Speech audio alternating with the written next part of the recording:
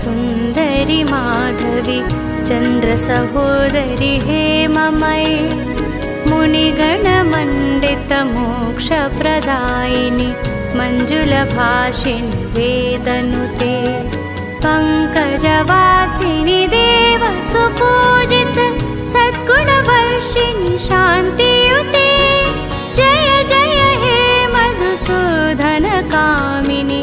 आदिलक्ष्मि सदा पालय माम्।